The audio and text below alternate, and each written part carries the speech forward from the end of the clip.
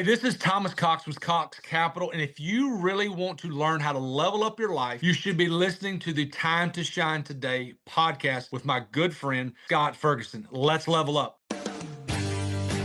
Are you ready to level up?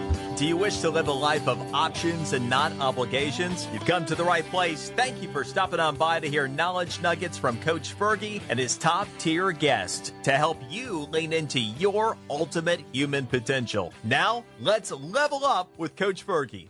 Hey, Time to Shine Today podcast varsity squad. Welcome back to another powerful edition of the Time to Shine Today podcast. I'm your host, Coach Fergie, blessed to be your gap coach, specializing in peak performance, mental conditioning, working with business leaders, entrepreneurs, entertainers, athletes, C-suite, and students to help them bridge their success gap and live a life of options, not obligations. On this platform, we are stoked to bring you high performers who are not just chasing and attaining success, but redefining it through above and beyond service. And squad, really quick knowledge nugget, coaching knowledge nugget this week is leverage. It's all about leverage. Leverage does not build character, it reveals it. I've learned this the hard way. Coaching businesses, athletics, life, when pressure increases, you don't rise to the moment, you fall back to your standards. And remember, I always say, squad, goals are nothing but byproducts of your standards. Whatever you're reaching for, the standards have got to meet them. And going back to leverage, money is leverage. Opportunity is leverage. Winning is leverage. And leverage is honest, brutally honest. I had a coaching client recently, high performer, winning on the surface. When things were calm, he was locked in, confident, saying all the right things. Then pressure hit. Big opportunity, bigger expectations. And what showed up wasn't confidence. It was hesitation, emotion, shortcut, and excuses. Nothing new was created. What was already there just got louder. That's what leverage does. It doesn't ask how motivated you are, doesn't care about your intentions, exposes your preparation, your discipline, and your thinking. I've seen it with athletes cutting weight. I've seen it with entrepreneurs scaling fast. I've seen it with people who finally make it. If your habits are sloppy, leverage punishes you. If your thinking is emotional, leverage amplifies it. If your discipline is earned daily, leverage becomes an advantage. Here's the trap. People chase leverage before they earn the right to hold it. They want the upside without the structure, the freedom without the standards, the control without the character. Pressure doesn't break people. Pressure introduces them to themselves. So if you want leverage, more money, more responsibility, more opportunity, ask yourself this first. What would pressure expose about me today? Because leverage is coming for all of us. The work is deciding what reveals it when it arrives. And talking about someone that's solid under pressure. I got my good friend here, Thomas Cox, a true financial architect who doesn't just talk money, he engineers it. Thomas is the founder of Cox Capital, where he helps business owners and high-income professionals stop playing defense with their money and start building real, durable wealth. He specializes in infinite banking, private lending, and capital protection strategies that most people never learn until it's too late. This man has scaled multiple seven-figure businesses, owns 32 multifamily units, operates short-term rentals, and runs a private lending network that puts money to work instead of letting it rot in traditional systems. And you know what I talk about with generational wealth. This man is the guy to get you there. He's also the host of the Owner's Table podcast, the top 10%. Squad, don't go there yet. There'll be a link in the show notes. You got to go and check out his podcast. He has over 100 episodes where he consistently breaks down complex financial strategies into real-world usable moves for entrepreneurs who want control, leverage, and optionality. Bottom line, my guy here, Thomas, helps you own the game instead of renting it. So if you're an entrepreneur, investor, high performer, or just somebody that really wants to lean into their ultimate human potential, and you're tired of surface-level financial advice and want systems that actually work, buckle up. Here's my good buddy, Thomas Cox. Hey, man, thank you so much for coming on. Thomas, first, what is your favorite color and why? That's a great question. My favorite color is purple. All right. Because growing up, my dad was a head football coach at a school, and we were the Deslaneer Purple Tigers. And so I think it's just ingrained. I would say that one of my favorite colors behind that is navy. I love navy blue. Love it. So, purple's royal and regal, man. And that's right, it is. And plus, I know your background from our chats that we've had, and it's a mix of red and blue. I can see you being chill, but when it's time to turn it up, brother, go QB1 mode. That's right. See that happening, baby. I love it. So if we were to grab a coffee or a drink and talked about anything except money, what topic do you think would come up the fastest? Ooh, I would say a 1A would be. We just talked a lot about it. Yeah, I would say 1A would be like the college football coaching world. Yeah, yeah. And then 1B would probably be family. Okay. I don't have any hobbies. I don't play golf. I hunt with my son, but I don't have any hobbies. So I work. Yeah. I hang out with my family. That's really all that I do. Dude. But I've got a 17, a 14, and a 10-year-old. Right. And so you don't have much time to do anything else. Right. So you're like my little brother from another mother, man. We are the exact same thing, dude. Yeah. Like for reals, it is. Yeah. I love real estate. That's my jam, dude. I own 82 rentals. I started investing in 1999. I've held them all. Never sold one. I believe in the generational wealth kind of thing of why the rich don't pay, because they can refi, take a little money out and live and just hold on to it, right? But you scaled 7-figure businesses. Again, you own 32 multifamily units and maybe even more by now. And you run private lending. What's the biggest financial high-income earners still believe, financial lie that high-income earners still believe that's keeping them quietly broke? You know, the people out there making $250, $300 a year, well, what's the lie that's keeping them broke? The lie that keeps people broke is the fact that they have to invest the only place to invest their money is Wall Street. Right. For so many years, Wall Street has dominated our investing world, meaning this is how you invest. This is how the rich. No, this is not how they invest. The multimillionaires and billionaires only have about 30 to 35% of their wealth in the market. Thank you. Yes. 30 to 35%. Yes. What people don't understand is there's what these things called alts or alternative investing.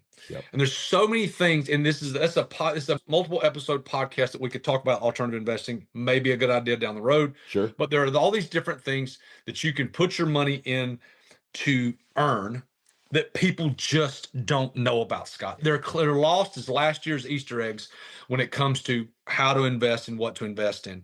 And I would think that's the number one thing is like, I put my money in. The worst thing I hear, I maxed out my 401k. Oh gosh. Oh, my bless your soul. Yeah. Hey, the first question I ask is this. If you were a farmer, would you rather be taxed on the seed or would you rather be taxed on the harvest? It's a no-brainer. Yeah. The seed, right? The seed. Here's the thing. Think about this. If I take a 50-pound bag of corn seed, just using corn example, 50-pound bag of corn cost me $20, $10. But if I plant all that corn, that's going to produce thousands of dollars of corn. So would I rather be taxed on the $20 bag of corn? Right. Or the thousands of dollars that it's going to produce? Well, okay, here's what happens. Keep going, man. This is awesome, dude. When you load tons of money in a 401k, you're taking money that's pre-tax money. That's fine. You're taking that pre-tax money and you're putting it in that pre-tax money grows. Then what happens is pre-tax money grows and the growth is also taxed. So everything in that thing is taxed. Here's the problem. The government is in massive debt, okay?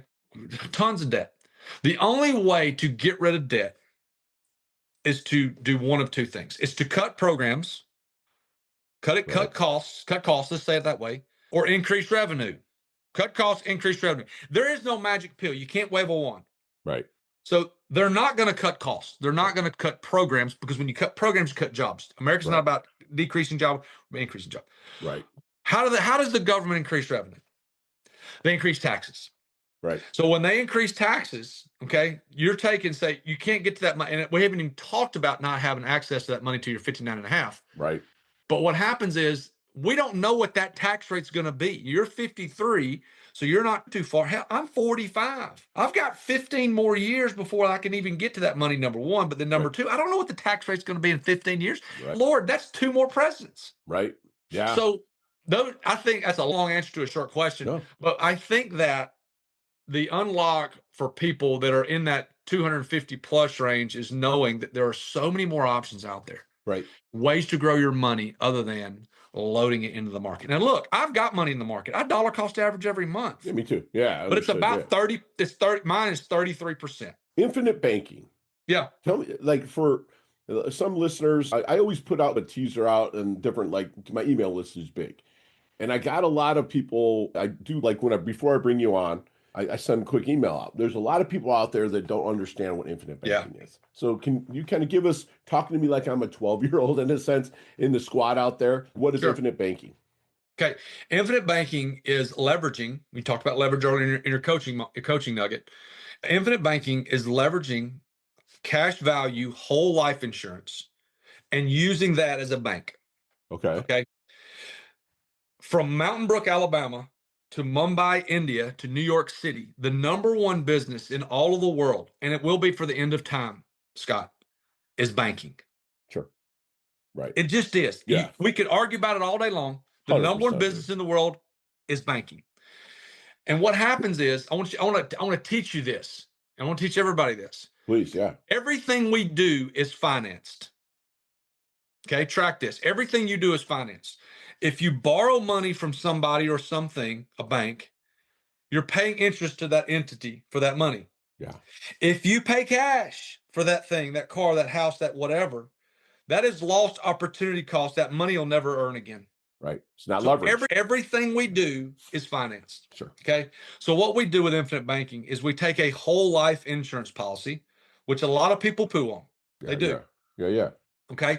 But we buy as little of death benefit as possible so that we can maximize the cash value in that policy. So we're buying some death benefit, but we're also putting lots and lots of cash in that policy. Okay. The money goes to the insurance company. The insurance company uses it. Number one, they give you a guaranteed rate of the policies I have, 4% plus a dividend. Okay. So I'm growing on that money. But what happens is when I put that money in that policy, I can then borrow from that money. Okay. So I'll give you a great example of what I did last week. I have $300,000 in one of these policies. Sure. I borrowed $100,000 and let a house flipper borrow that money. Okay. He's like going to give money me situation. Hard money. We can get to that later. Hard money. He's going to give me 15% over the course of 6 months. Yeah. Okay. The 300,000 is still growing at 4% because I didn't take the money out. I borrowed from it. Okay. Even though I've got 100 out working, I'm still earning on 300. So my 100 out here is working. I'm getting 15% out here. Right. Now I got to pay a little interest on this, but it's daily average balance interest. So let's just say I have to pay 2% on this money because I want to get it out 6 months. Right. It's a fixed rate, by the way. So I'm going to make 15% over here, pay 2%, call it 13%. I'll make 13% on the 100. Yeah. But then also don't forget my 300 is earning at 4%. Still, yeah. So in essence, what infinite banking is this? It is being your own bank. Like you said, the banks are the most powerful. So if you can have a itty bitty chip of being your own bank, right? Being my own bank. Yeah. And so infinite banking is using it. Now look, this is not an investing tool. This is a savings bucket that we can then invest from. Okay. So the rate is not going to be astronomical. Right. You're going to get a 4% rate plus a dividend. They've given a dividend every year for the last 186 years. Sure. You're going to get, but this is a savings tool. This is not the if. Right. This is an and asset. I'm going to do this and take this and invest in real estate and take this and do hard money and take this and do land syndications. Right. So this is an and asset. Love it. So walks hand in hand with the other investment vehicles that you're involved in. Absolutely. I love it. Absolutely. I love that. So the people that can use this the most, Scott, there's 3 groups. Okay. Write this down. Any business owner. Sure. If you own it, any kind of business at all, and you use money, which everybody does, this is perfect for you. Okay. Investors. Okay. That's the second bucket. Sure. If anybody is what I call cycling money, giving money here, taking a profit here, getting money there, taking a profit here. People that cycle money are wonderful. That's investors, number 2.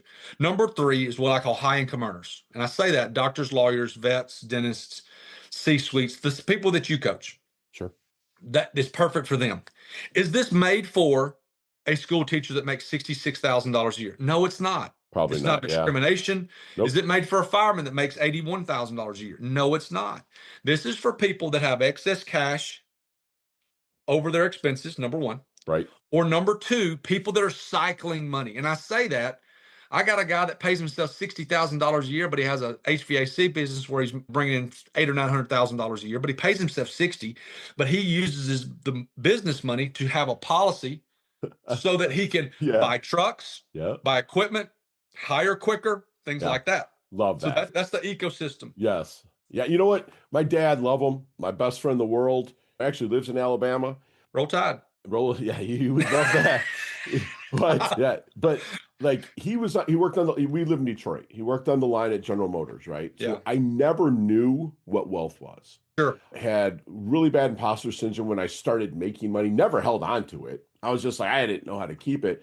And then I was blessed to be introduced to a group of, they're Jewish. They're allowed me to say this. I affectionately call them my Hebrew hammers. Yeah. And they really taught me about generational wealth. What you just said there about infinite banking and what you just said about the 401k or borrowing away from it and knowing that like that low tax on the seed, if you start taking money of that 401k, that big tax, that's the harvest, then you're getting taxed down. Like what you're dropping right now, Squad, what he is dropping is stuff that is not said on MSNBC. It's not said to people, okay? What he's dropping, you need to really tune in and be taking notes because I got a full page of them already, okay, Squad? Thomas, you help people protect capital, not just grow it, but you help them protect it, which you're an O-line coach once thrown in there, so you know a little bit about that, right? So what's the biggest mistake successful entrepreneurs make when they start winning financially? And how does ego kind of show up in bad money decisions? That's such a good question.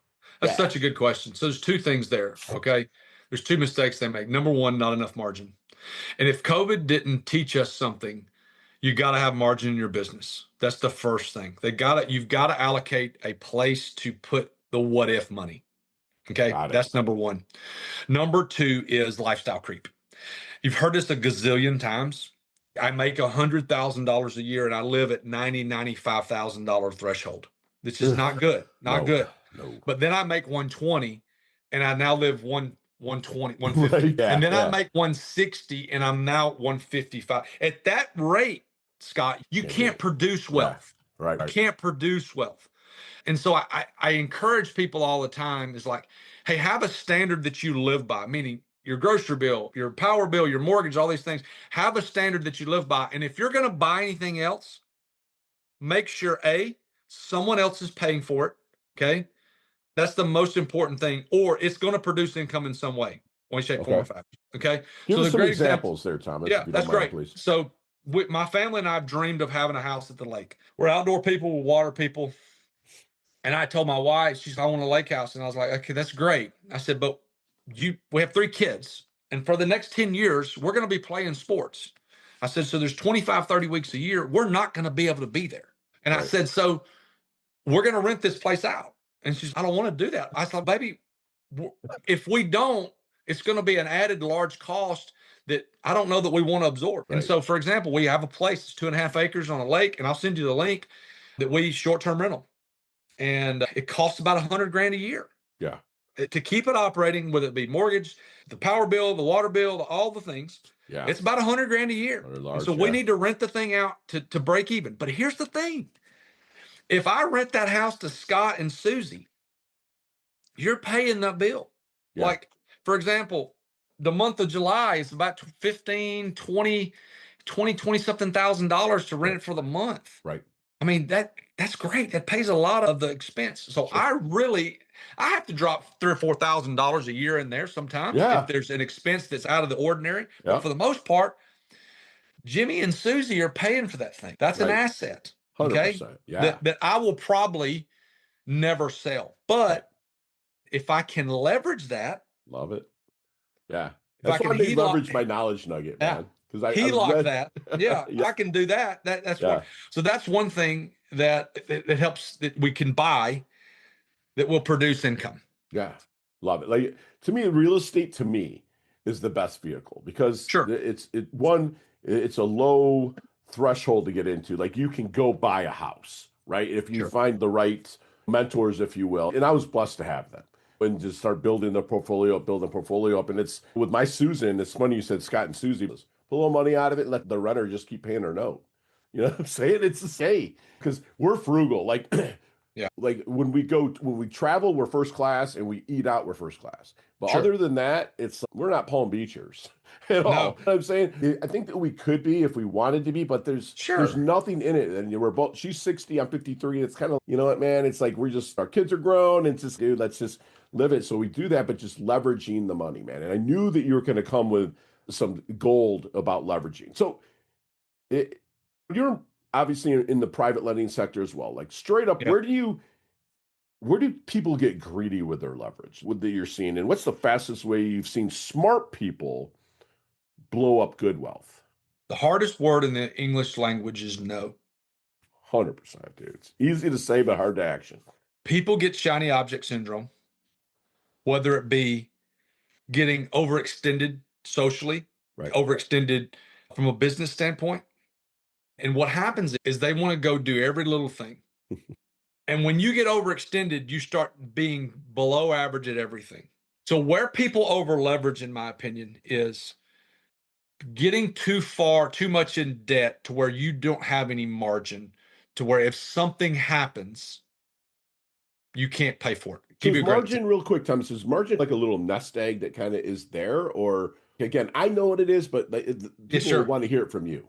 Okay, so there's a great book out there that we do a lot of our finances about. It's called Profit First. Mike Malkowitz read it years ago. It's unreal. Okay. So one of the things that he always talks about is he says, pay yourself first. Absolutely. Okay. A lot of the times, a lot of people take their $100 that they made and they'll pay all their expenses, pay everybody else, and then whatever's left at the end is mine. So let's pay ourselves first. And then back everything out of that. So one of the things he talks about in that is old school Dave Ramsey have it, an account that is an emergency account, knowing what that number is. And here's the crazy example. Okay. This is this week. This happened yesterday. Okay. I didn't even know you were going to ask this question.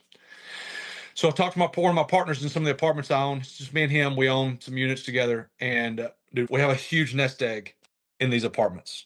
Okay. We just, rents have been up, expenses have been down. It's great. Yeah. And he's, hey, do you want to pay us? I'm like, I said, let's hang on. Let's hang on for another 3 months. Yeah. And if we get to this number, then we'll go from there. I get a bill yesterday for $7,900 because something was wrong with the roof. And I sit there and I go, if we'd have taken $5,000 a piece, would it have hurt us? No, but it's just one of those, we had margin. Nice to know. It is. So with real estate, and I don't know if you're going to agree with this or not. With real estate, my opinion on real estate is this: if I need the money from the real estate to pay for my lifestyle, it's probably not a good investment. Nope, 100%. It's probably not a good investment. Yeah. Then there are people out there that their rentals pay their lifestyle, and that's fine. If that's the way you're structuring it, you're not paying a management company, and you're fixing the stuff yourself, or you got a small team, whatever. But we buy real estate with the intention of not having to cash flow. I can either cash flow for A, to buy more stuff, or to B, to pay down debt quicker. Sure. Yeah. And that's an argument as long as the day is long. Yeah. We could talk through that, and you have an opinion, I got an opinion. Yeah. Like, nobody's wrong. It's just like one of my partners, he's paying down. I'm like, what's the rate? There's all these factors involved. Yeah. And that's my real estate thought process. No, I love it. I love it. I believe 100% that it shouldn't be what you live on. My mentors told me from jump is work your day job, but mind your own business.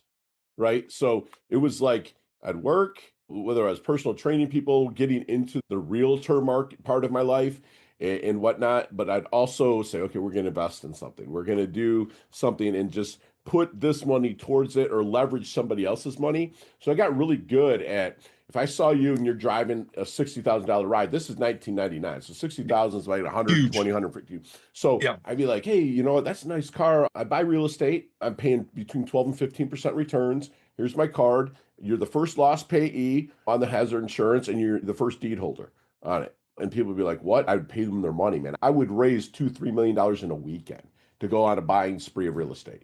That would hand them my card and be like, you're paying 12, 15%. What are you making in the market now? 4? Done. So I used to do that. That's how I built it up. Wow. And so just started growing it. So I get, the money was pretty hard, but man, I would get out of it just as fast as I got into it. Meaning get them their money back. They'd be like, I want my money in play, David. I want my money in play. So what that gifted me now that I'm in my 50s, some of these people still, I can go $2 million anywhere here in South Florida.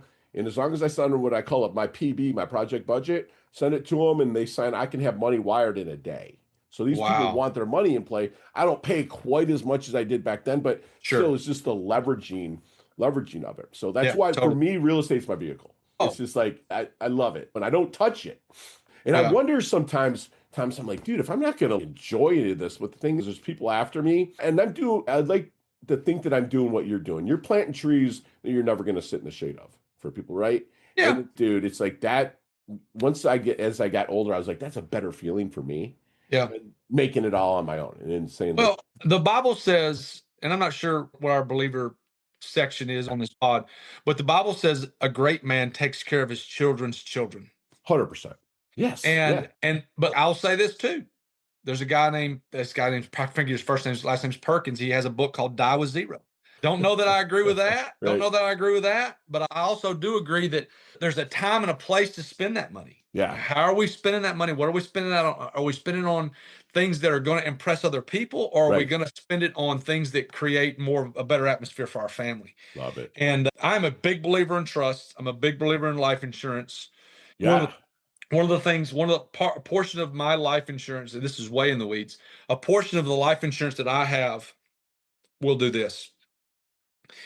It's written in our trust that it will go to insure $1 million will go to insure the most insurable child that I have. Okay. Meaning the one that's got this most insurable, one that's got the best insurability. That policy will then be the beneficiary of his policy, or her policy will then also be the trust. Love it. So the money that when I pass away goes into the trust. $1 million goes to insure that most insurable child. That money, that policy on him will then, the death benefit on him or her will then go back into the beneficiary will be but the trust. So that wealth will perpetuate itself. That's the first thing. So what we're doing is my kids, possibly Scott, will never have to use a bank. When they want to buy our first house, they're gonna go to the family bank. Yeah.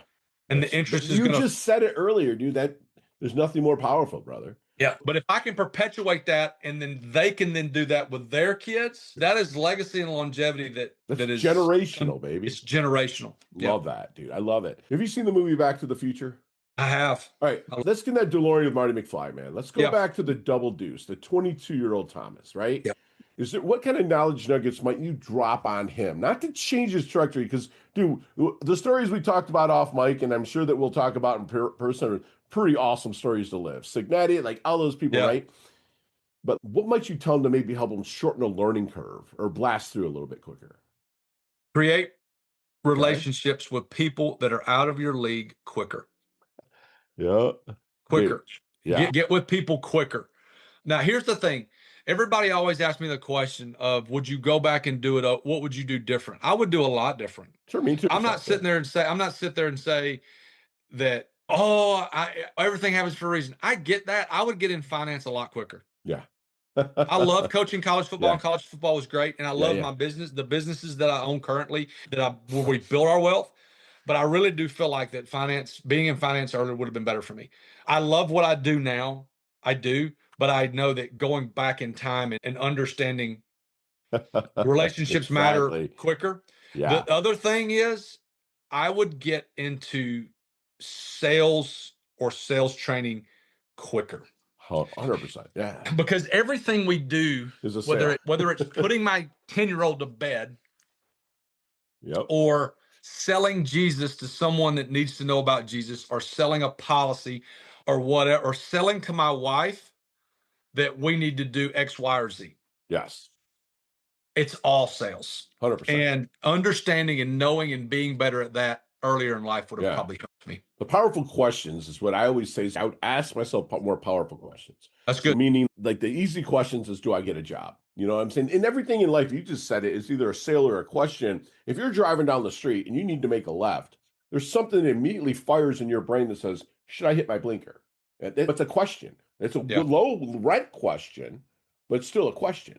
You know what I'm saying? So level up the questions you ask yourself, because a lot of my clients are like, should I do affirmations? I'm like, absolutely, you can do them. But why don't we flip those affirmations into a question? Because as humans, our brains are evolved to problem solve. So if you're saying, I'm good, I'm great, I'm terrific, and how is it that I'm so good, I'm so great, I'm terrific? Your brain starts working, the reticular activating system starts going, and boom, you start feeling that way because it's answering the question, the powerful question that you gave it. So I love that you said that. How does Thomas want his dash remembered? That little line in between your incarnation date and your expiration date. I knew you being an athlete would understand that question, but how do you want your dash remembered, brother?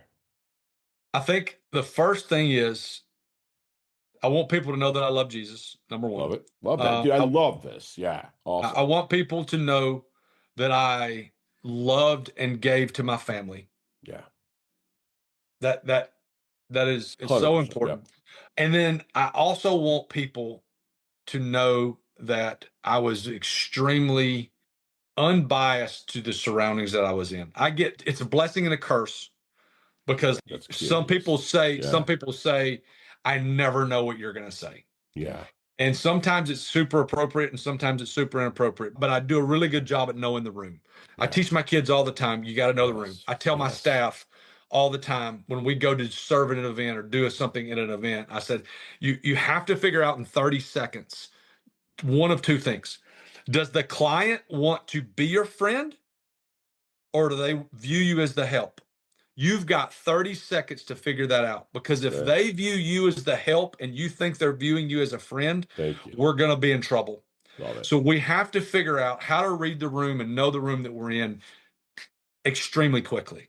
And if we can do that and then act accordingly, then it's a huge linchpin. Dude, and that goes for any room.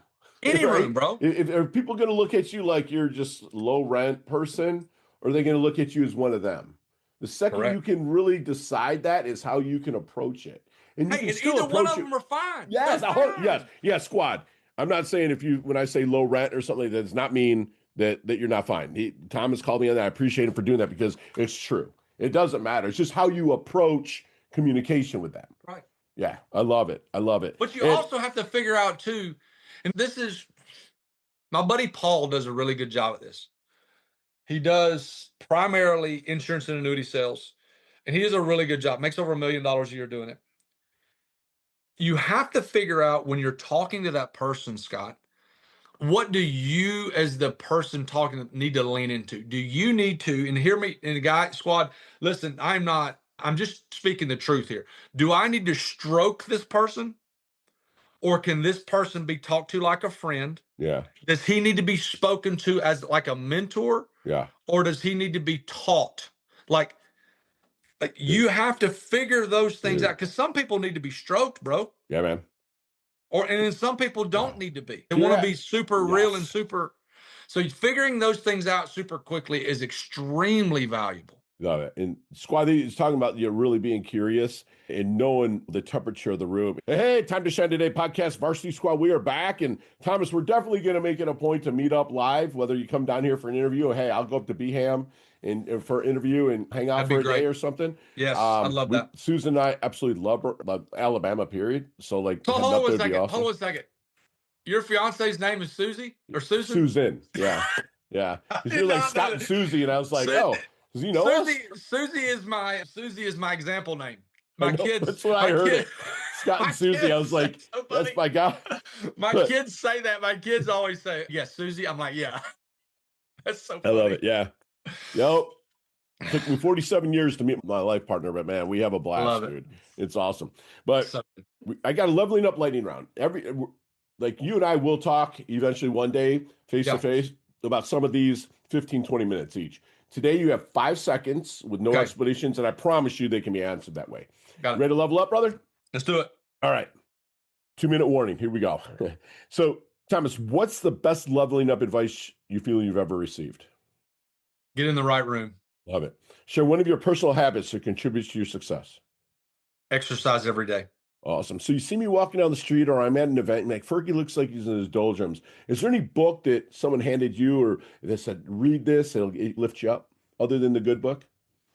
The Wealthy Gardener. That's actually a great book. That is awesome.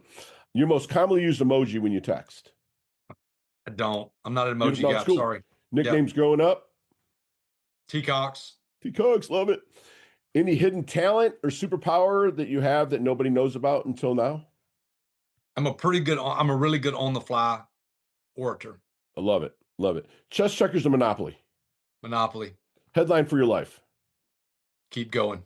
Yes. Superstitions. As an athlete, did you ever buy into any of them? Not really. I didn't either.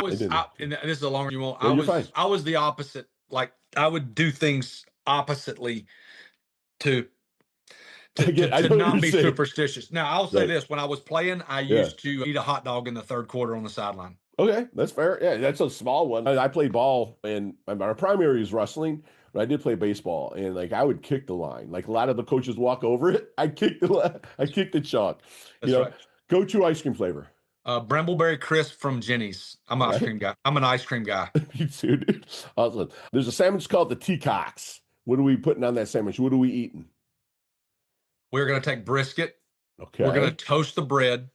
We're going to do mayonnaise. Okay. Okay. We're going to do pickles, and we're going to do some sort of chow relish or something like that. Love it. What kind of bread we putting on it? Bro, white bread. That's it, baby. I love it. Pull all the good stuff out. It's going to taste better. Yeah. I love it. Favorite charity and or organization you like to give your time and or money to? Church of the Highlands. Highlands College or Church of the Highlands. Beautiful. Last question. We can elaborate on this one. What's the best decade of music? 60s, 70s, 80s, or 90s? 90s. 90s. All right. Very cool. Very cool. So how can we find you, Thomas? ThomasCox.co. ThomasCox.co. That's our website. And then obviously all the social platforms, YouTube, Instagram, you can search Thomas Cox, ThomasCox.co on all of them. And that's where you'll be able to find it. Looking all jacked on here. He's got an awesome YouTube channel too, Squad. Has all the stuff. And all of these links will be in the show notes. Once he accepts my LinkedIn invitation. I accepted it. All right, my man. Yeah, if I do hit the Vimeo and YouTube, I'm sure you'll be able to see it. I'm a first connection with my guy. Yes, I am now. This is beautiful. Awesome, man. This is awesome. So, Squad, all of these links, including his top 10% global rank at the owner's table, will be in the show notes as well. Awesome. So, if you can, Thomas, please leave us with one last knowledge nugget we can take with us, internalize, and take action on. Goals are great. Habits are better. What are we going to do? Because we're at the beginning of the year. I'm not sure when this is going to air, but don't create goals as much as we're going to create habits. You said it in a way earlier. You said you don't rise and fall to your expectations. You rise and fall to your standards. You said standards. I think standards are habits. Yeah, 100%. Yeah. You've got to get into things that are non-negotiable. Like there are a handful of my morning from 4:20 to 7 o'clock every day is non-negotiable. Yeah. It's gonna happen. Now it may be backed up an hour, but that routine, it may be shorter, but that routine of things that I do is gonna happen 7 days a week, 365 days a year. Yeah. And so having habits that you're gonna fall back on, absolutely critical 100%. To make it in any part of your life. I have clients that fly into Palm Beach for my 1 day out day of power. And they're like, we have a certain morning routines that each one of my clients do. And they're like, oh, dude, you are legit. They wake up, we walk right out, there's cold plunge, we're in. We're out, boom. Aerodyne bike real quick just to get the blood back to the muscles, boom. It's like foam rolling, boom. And this is what I do every day. I'm 53, bro. And I still like to submission grapple. I get after it in life. Yep. And I have to keep myself. And my coaching roster I'm blessed to have it. Sure. So they're like, oh, man. So it's pretty cool. Like you just said, with the habits and standards, they're byproducts. I'm blessed to pro bono coach. Yeah. High school wrestling, right? So I'm like, his name's Austin. He's going for his first time in North Carolina, four-time state champion in North Carolina. And I've had him since he was in like 7th grade. And I'm like, what is the Austin in March, reaching back into October and shaking your hand for doing today? Sure. Oh, that's a good line. Yeah, that's a good question. What are you reaching back in time? What is that top of the podium kid doing reaching? And I do it over at Philadelphia Eagles, man. I can't say his name out loud, but if you know the Eagles, you know who I'm talking about. Like his like, what are you doing in February? What is the February ZB doing? Reaching back, saying, what do you did today to make it happen? It goes for your investing, brother. It goes for parenting. It goes for everything, right? Your standards are everything, man. Squad, this has been just freaking awesome, man. The big lie that my good friend Thomas pointed out is invest your money only in Wall Street. No, that's wrong. The ultra wealthy only have 30 to 35% max in the market. He loves the alt vesting. He wants you to get rid of debt, cut program costs, or raise revenue. Or those are the 3 types, right? Infinite banking. Go back and listen. I'll put a link directly back to infinite banking. So you guys that are on the come up, my awesome listeners that are on the come up that are becoming earners, the high income earners, business owners, investors, this is where you're going to get to, the infinite banking. And Thomas is going to be there ready to help you. He wants you to make sure you have margin in your business. No crappy lifestyle where you're overspending. You don't want more month left and not enough money for the month. More month, less money, however that thing goes. My guy here lives a life of intention, not attention. That's what I love. He's leaning into the people he is. He leaned into this interview, showed up on time, ready to rock. He's allowed me to even carry him a little bit long. We want you to make sure you create relations that are going to help you level up. Don't just show up and ask with your handout, Squad. Offer them something, whether it's a wash or a freaking car, but learn from them. Get your asking gear, okay? Get out there and do that. And just also, like we always say, create better habits. You're going to get better results. All right. That's what my good friend Thomas does. You level up his health, you level up his wealth. He's earned his another varsity squad letter here for his life. He can hang on his wall over there, put on a jacket. Really appreciate you coming out. On the serious note, Thomas, absolutely love your guts, man. This has been awesome. So thank you. Awesome. We're going to definitely do it again. Yes, all sir. right? Absolutely. Awesome. Chat Thanks, soon. Scott. You Yes, bet. sir. Bye. Hey, thanks so much for listening to this episode of Time to Shine Today, proudly brought to you by Inlet Properties and Investments. If you are a business owner or professional who would like to be interviewed on the Time to Shine Today podcast, please visit timetoshinetoday.com/guest. If you'd like this episode, please subscribe on Apple Podcasts, YouTube Podcasts, Stitcher, Spotify, iHeartRadio, or wherever you get your podcasts. There's a link in the show notes to our website. Also, there you will see our recommended resources. We hope you will help support our show by supporting them. If you like what you have been listening to, it'd be great if you could give us a 5-star rating and tell your friends how to subscribe while you're at it. I'm your host, Scott Ferguson, and until next time, let's level up. It's your time to shine.